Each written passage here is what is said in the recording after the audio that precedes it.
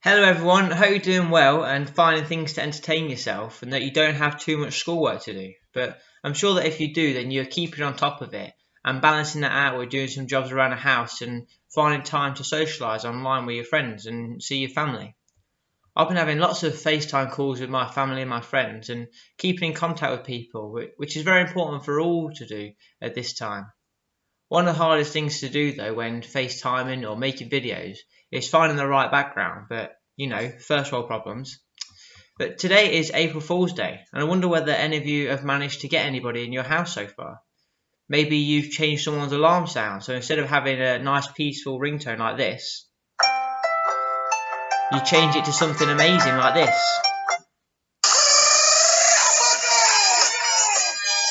Or maybe you swap the jam out in the fridge for the cranberry sauce so that when they go to spread it on the toast, it won't taste at all what they expected. Or you might have tried to convince a family member over FaceTime that it's your birthday today and actually be disappointed that they haven't remembered, and then maybe you get an extra present sent in the post to you. All these ideas I definitely haven't done myself, and in no way do I recommend to you guys either. But I've had a Google of some of the best April Fool's tricks of all time, and I found these three really good ones. In Sweden in 1962, when they only had black and white TV, the reporter on the news told everyone that if they held a stocking over the TV set, it'd become colour, not black and white. So it would have been funny for everybody in Sweden to do that at the same time.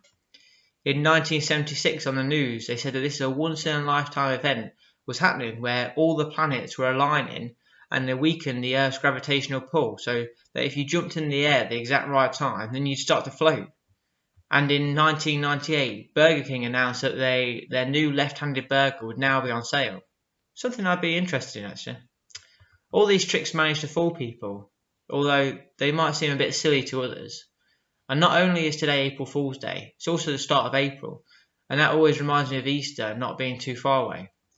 And with Easter on its way, that is the time we celebrate Jesus dying for us and coming back to life. That is the truth from what the Bible tells us, but although we may see that as truth and what did happen, some people can get fooled by what other people say about that Jesus didn't really die and come back to life, or that Jesus didn't do all the things it says in the Bible, or that Jesus wasn't even who he said he was. So if those things aren't true, then what is true? Was Jesus just a madman thinking he was the Son of God when actually he was just really crazy? But in every way, Jesus conducted himself with such balance, rationality, humility, poise, selflessness. They're not characteristics of someone who is crazy. From Luke 22:47, when Jesus was being arrested for doing nothing wrong, soldiers came towards him to arrest him, and Simon, his friend, drew his sword and cut off a soldier's ear. And then Jesus did what Jesus does best, calm the situation and healed the soldier's ear. And all through Jesus' Sermon on the Mount, found from Matthew 5 to Matthew 7, he talks about being selfless, about putting other people before yourself, and that is just all Jesus did throughout his life. Or maybe if Jesus wasn't crazy, maybe he was just a liar, pretending to be the Son of God, the Messiah that everyone was waiting for. But why would someone lie if they weren't gaining anything from it? Yes, he may have gained popularity, a lot of people following him around and doing what he said, but Jesus died for what he believed in. Surely no one would go as far as to die for a lie. And Jesus fulfilled a crazy amount of prophecies about himself, about his life, about what he would do, how he would die and where he would be born. No one can make that kind of stuff up. In Micah 5:2 it says that from Bethlehem a ruler from whose origins are from the ancient times will come. And that gets fulfilled in Matthew 2:1 where it says that Jesus was born in Bethlehem.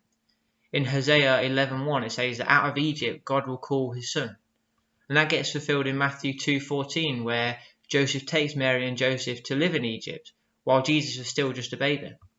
And in Psalm 34:20 it says that no bone would be broken. And that gets fulfilled in John 19:33 where the soldiers didn't break Jesus' legs but pierced his side instead. None of these prophecies could be controlled by someone.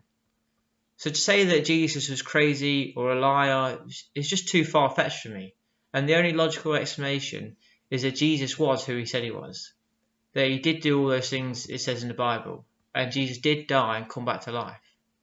We live in a world where we can be worried about what we hear or what we read is true or not, and sometimes we can get fooled by those things as well. But there's one thing that we can be sure about. that the words in this Bible, the words in this book, they are true.